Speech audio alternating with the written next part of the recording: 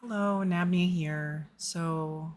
I'm going on a journey to look into more witchy things. I have a friend who is going to be mentoring me for a year and a day, I believe starting in November. And I wanted to document my journey. I wanted to also start off with kind of like a week zero in terms of like where am I beginning with some stuff. I was given a book, which I'll put in the link, that I've been working through. Um, I tried to go through it once or twice, and the second time around, I'm looking to pull out quotes and take notes. Um, that's the scholar in me. I've been a teacher since 2007. I have a master's in teaching mathematics. As a history, I was raised Christian.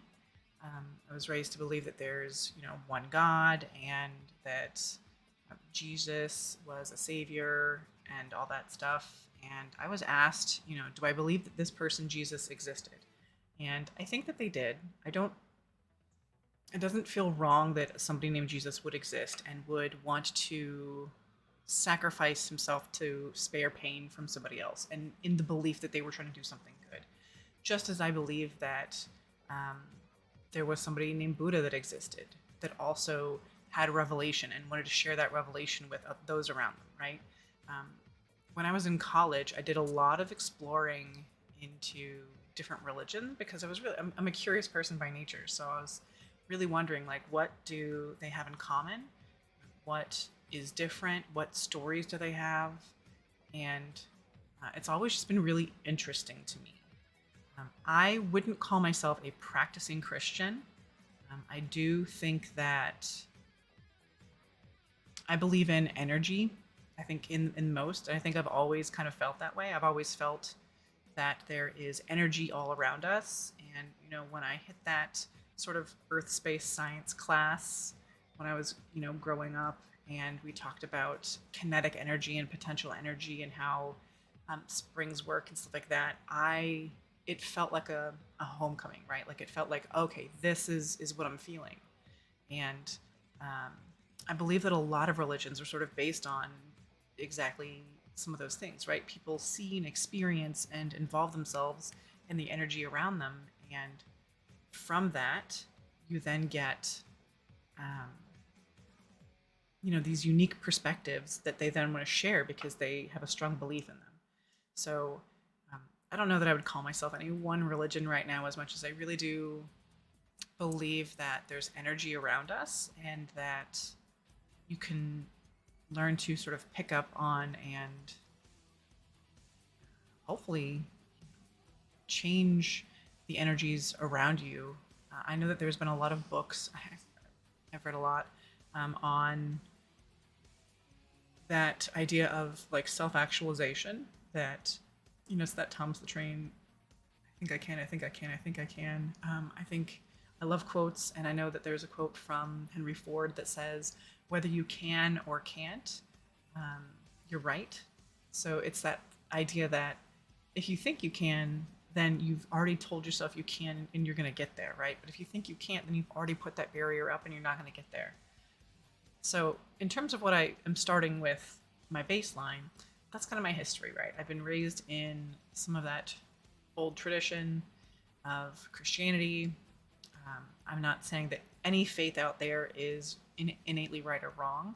Um, I especially, I've been a teacher forever. I'm a mom of two girls, so anything that has you, um, you know, love and protect and be kind, I think is where we should all be starting. Um, so, knowing that, I have been getting into reading tarot for other people. I've always been sort of interested in it.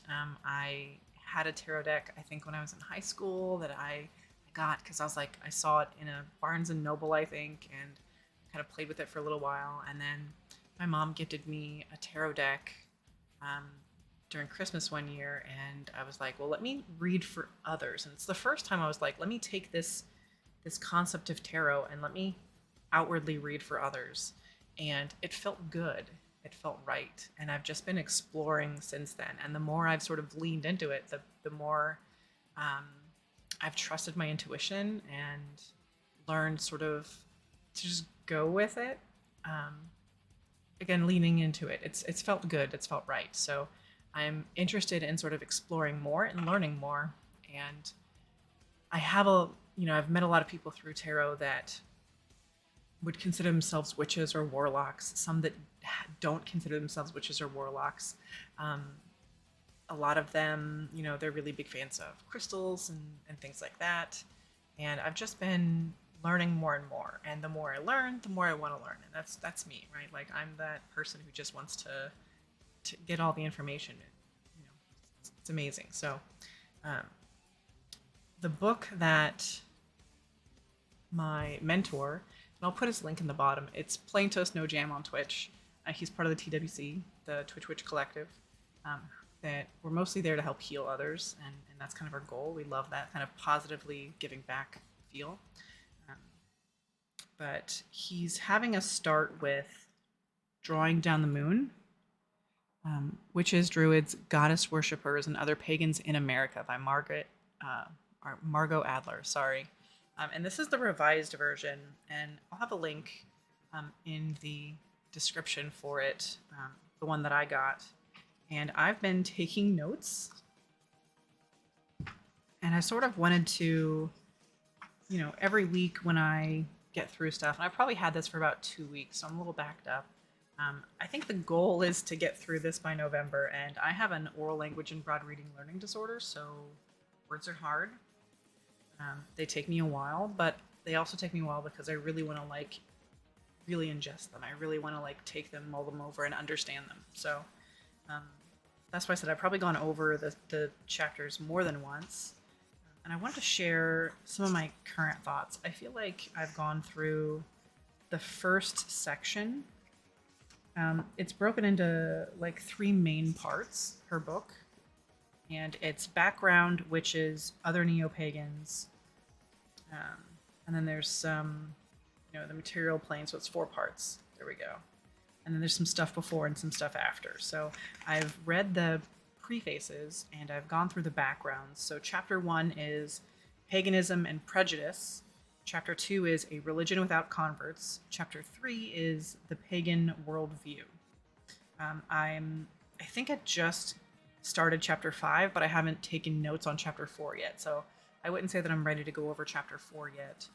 But I am kind of ready to talk about chapters 1, 2, and 3. And I do want to mention, I'm not starting this journey into learning about witchcraft with the intention of I'm going to be a witch, but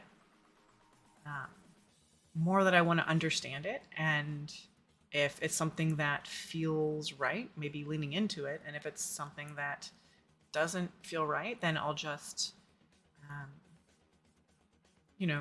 take what does feel right and leave the rest, where they say take what feels good and leave what doesn't. Very similar to what I did when I was reading about Taoism and Hinduism and Buddhism and all the other stuff.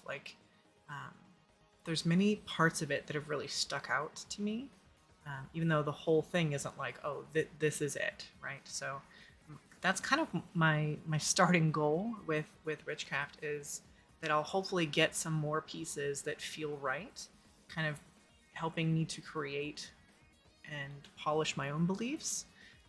But we'll see. Maybe as I lean into it, I'm like, yeah, this is home. Who knows? But I do know that I start and will always have a love of learning, a love of teaching and helping, and a goal of healing people and stuff. So the more I can learn how to help heal people, including myself, probably the more I'll want to lean into it.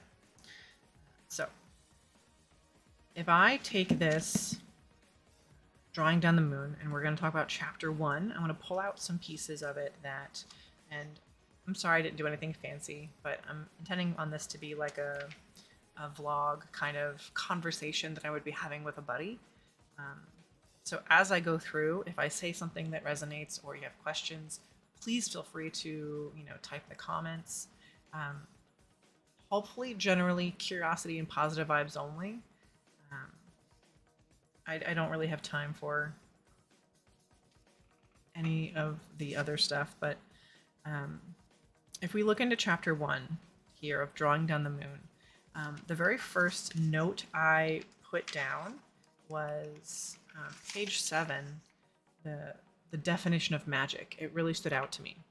So I have handwritten stuff, and that's essentially how I'll be going through it.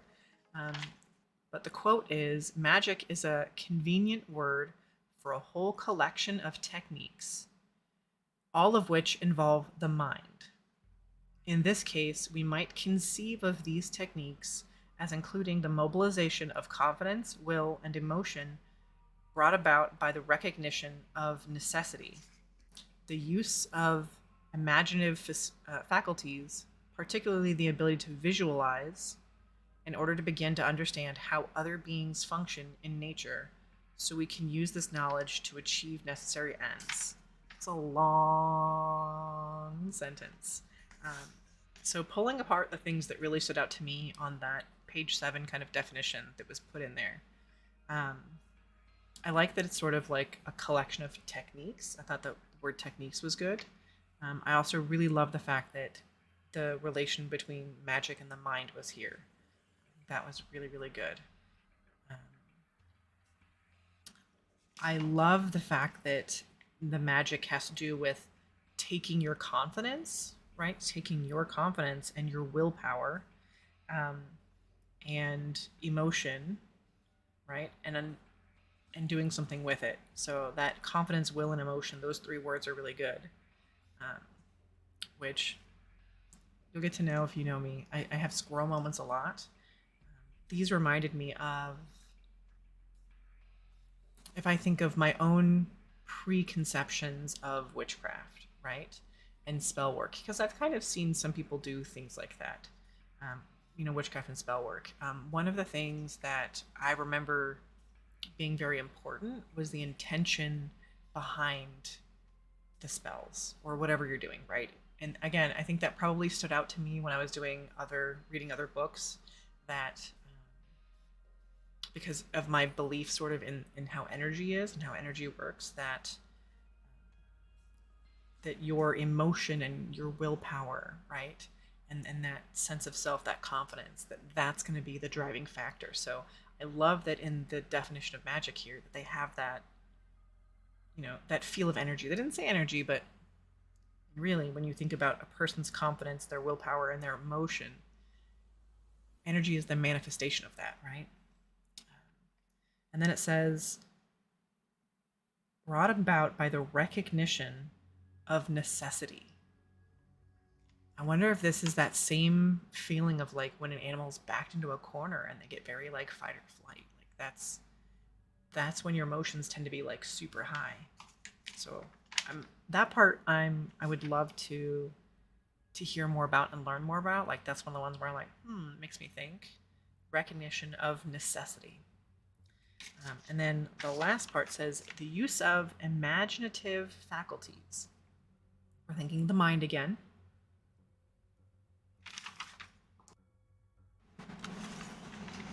We're thinking the ability to visualize, which I think that's where the strength comes in with the connection, is that visualization.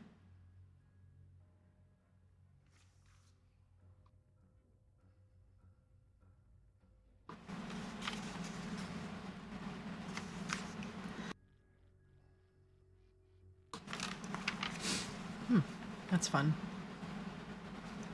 And then my favorite part of it is that it says, in order to begin to understand, not to understand, to begin to understand. This feeling that it's like a journey that you have to keep going on and exploring, and not like a final destination. I love that. So in order to begin to understand how other beings function in nature. So it's understanding our world, those around us, the people around us, how they function, so we can use this knowledge to achieve necessary ends, whatever, brought it about. So that was one of the things that stood out to me. is that quote when I was reading it. I mean, first and foremost, it's a really good book. It's a really good read. Um, I don't feel that Margot, the author, is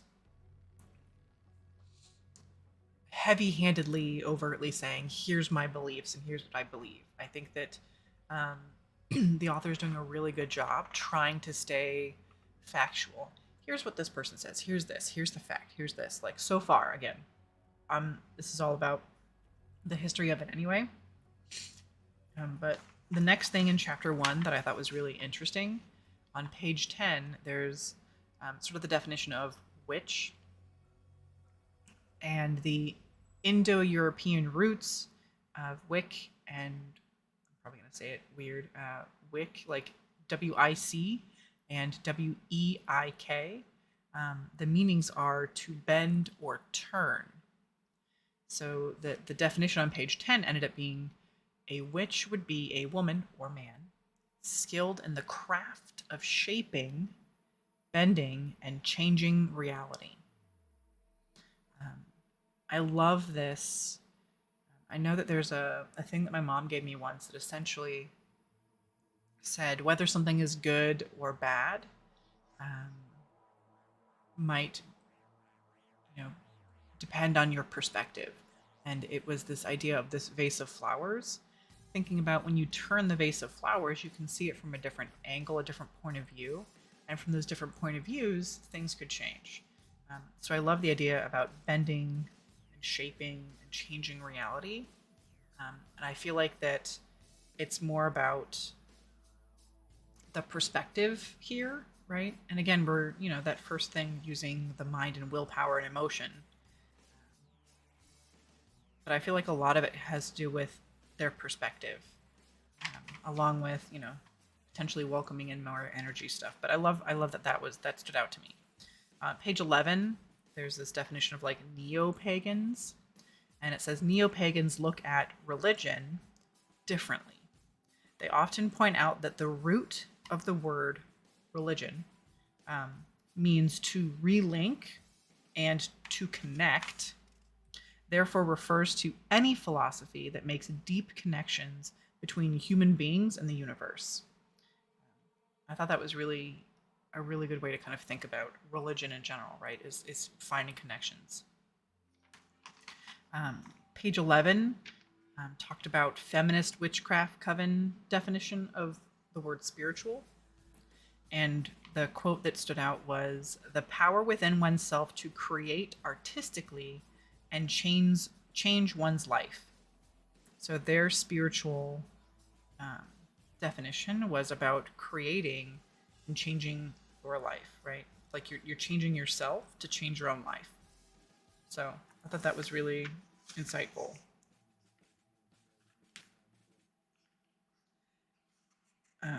All of chapter 1 is really good. Like I said, so far it's all been a lot of good information.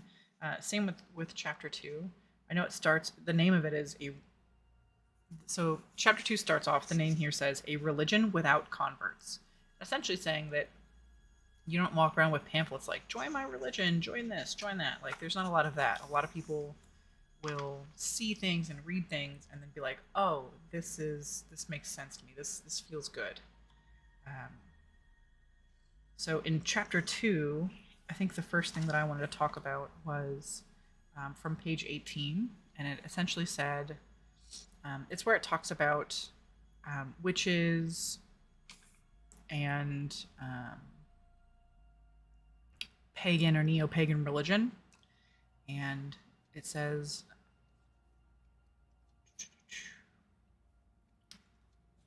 my summary, I'm just reading, I think I just said that, many histories of various people and how they were introduced to or found their beliefs. So a lot of chapter 2 is a little bit of name dropping of this person and what they found, and this person and what they found. So that was a lot of what I noticed there. On page 18, there was a talk about some invocation that was taped that the author listened to, and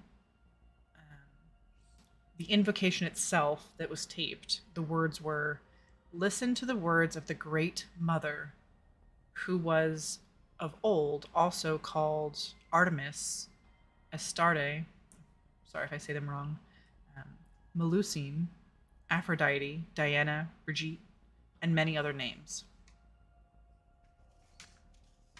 Um, I Before I go to what was directly below that, I love that it's this idea that it connects over time, right? That everything has this connection. That yeah, you feel this, power, this feminine, this, all of this, and for you, this name is this, and this visualization is this, right? But maybe this is my point of view here, right? Maybe it's the same energy that's involved with the same thing, right? They're just different name. Um, Kind of like, you know, you pronounce something different, or how in America we might call it French fries versus the UK might call it chips, right? It's the same thing, different name, kind of a feel. So I really liked. I think that's probably what stood out to me is that it's this great mother, and here's all the old names to it, and I was like, yeah, that makes sense.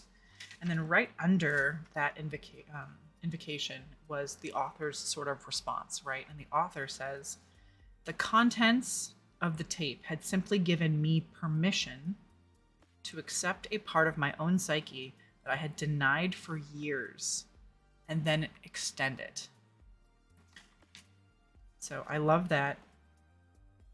Like, that stood out to me, that it was heard and give permission to like feel what was already there. I think the next thing in chapter 2 that stood out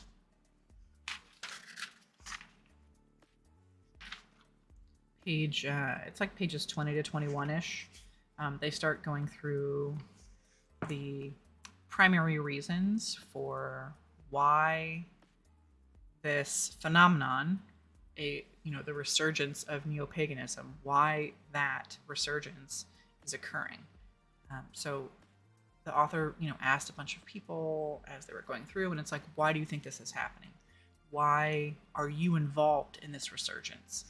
And their answers, I'm just taking the titles here. The paragraphs include a whole bunch of stuff, but the titles of each of those kind of 6 reasons were beauty, vision, imagination.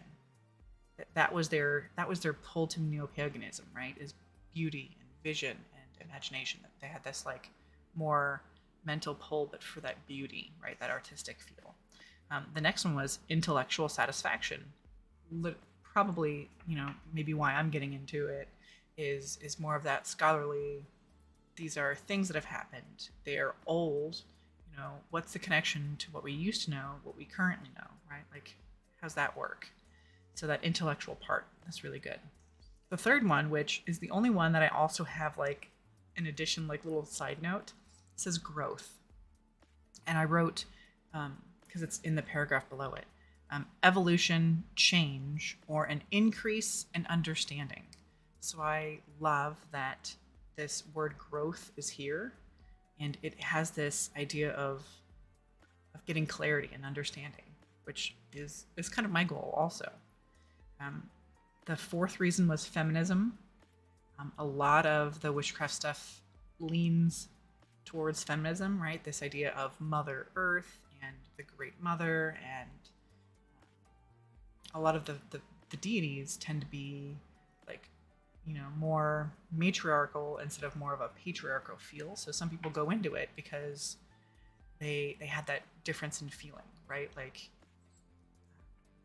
they just didn't like the way the other religions were sort of lining up for them. So that's why they've gravitated towards neo-paganism. Number 5 says environmental response. So that there's a lot of stuff happening to the earth right now. And neo-paganism for them is a way of sort of finding connections with the earth and trying to help heal the earth. So that was one of their reasons. The last one was freedom. There's a lot of dogma and structure that feels constraining, and they were looking for something that would be more celebratory and have them feel more free. So those were the 6 reasons. I thought they were interesting, so I wrote them down. On page 21, there's I thought this was really cool. There's a polytheistic outlook, and the idea is that it's non-exclusive. And for me, that's what stood out. There's a lot of religions out there that are this, their viewpoint is this is the way things are. It's the only way things are. You cannot have a different view. And for me, that feels so unnatural because we can both look at an object and from our own individual points of view, we will see two different things. So you saying that there's only one way to see something or perceive something is a little more coarse because it's like, but we don't see things from the same point of view, the same eyes. Like we all live different, unique lives. So I think that's probably been my pull to away from some of those things, right? Is we're not all the same. So I've had the best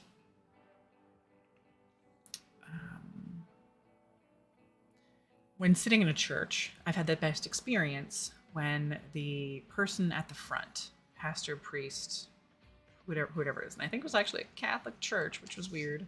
That was the better of the experiences. It was in, I think, the Thousand Island, New York area, and essentially the pastor was like, the priest, he essentially was like, here's the quotes from the Bible that we're going to talk about today. Here's how I have experience in my life with these similar things and how I can sort of connect what the book says as an example to do and what I have done, right? And I was like, okay, that's good. Nowhere in there did you say that I needed to do exactly that. You just said, here's what happened in my life and here's kind of how I've applied this thing. And I think that was probably the best from a Catholic church sitting in there that I've gotten. So kudos to that person up there in New York. Not gonna say that any of them are innately bad. It's just one of those where I'm like, again, perspective, view, we're different. Make sure that is taken into account, right? So the quote on page 21, this outlook, this polytheistic outlook, says, quote, "These groups can exist this way because the neo-pagan religious framework is based on a polytheistic outlook, a view that allows differing perspectives and ideas to coexist." And I think later on in the chapter, it's also there. I don't know that I wrote it down, but essentially this idea that you can have one experience and viewpoint and be totally valid and correct in yours. And I can have a different experience and viewpoint, right? And be valid in mine. And just because mine might be a little different from yours doesn't mean that either one of them are wrong. And I think that probably in everything that I've read excited me the most because I was like, it's a very inclusionary feeling, right? Like everybody's welcome to their perspective instead of it being a very exclusionary, my way, the highway kind of a feel, right? So I leaned into that a lot more. So chapter 3, the title is The Pagan Worldview. And the note that I have in chapter 3 so far says, it talks about the animism definition, page 22, and it says, animism is used to imply a reality in which all things are imbued with vitality. The ancient worldview did not conceive of a separation between animate and inanimate. All things, from rocks and trees to dreams, were considered to partake of the life force. So again, that's one of those things where, because I see things through energy, I think that I was called to that sentence because it made sense to me. On page 23, it says, quote, attempt to reanimate the world of nature. So that's kind of what some neo-pagans were doing, right? And that was in that other one where it says that it's an environmental response, and that was their reason for neo-paganism. Is that was why. Another quote on page 23 says, "For many pagans, pantheism implies much the same thing as animism. It's a view that divinity is inseparable from nature and that deity is immanent in nature." And then it continues later on page 23 and says, "And if one is a pantheist, polytheistic, polytheist, as are many neo-pagans, one might say that all nature is divinity and manifests itself in myriad forms and delightful complexities." I added to this that polytheism, like, it's another quote. It's not my words. I want to make sure I make that evident. Polytheism has allowed a multitude of distinct groups to exist more or less in harmony, despite great divergence in beliefs and practices. So again, that idea of different perspectives can coexist. It doesn't all have to be like an all or nothing feel to it. So there's, again, in every one of these, there's a ton of name dropping. And I haven't finished going through all of chapter 3. There'll probably be more quotes that I maybe pull out potentially, but that is so far, what I've gone through in here. And again, I've been very interested in reading it. It can feel kind of chunky, especially in there, because there's a lot of names, dates, and it's fact-based also, but there's some really great nuggets of information and really cool stories. There was one of them where, this person, and this is how they were introduced to their, pagan views, right? They're in a church and felt drawn out to go sit at a lake, and then felt a presence, kind of a thing. Like, that's what happened to them in their experience. It's amazing. But I talked about my history. I talked about my goals. If there are any questions, please, you can ask in the comments. If you have read this book and love it or not, doesn't matter, let me know. If you have not read this book but want to read this book, and hopefully this is inspiring you to do so, please let me know. Again, there's going to be links in the About section. It's also available in a lot of public libraries to not rent out, to loan. So if you're patient, you can probably get it on loan and read it that way. So you don't necessarily need to purchase it. But again, if you just look at the little bits that I've gone through, right? I have so much more, and this is one book out of what I assume to be many. So I'll have links to, again, the person who's going to be mentoring me. I might also look into learning things like Reiki. Again, I'm all about healing and helping others. I mean, I'm a teacher. I've been a teacher since 2007, right? So I really want to help others. And currently, teaching is my way to help others. But maybe as I move forward, I'll have other avenues of sort of doing that same healing with other people. So I look forward to keep going. I will hopefully check in again next Thursday. I'll call this my week 0.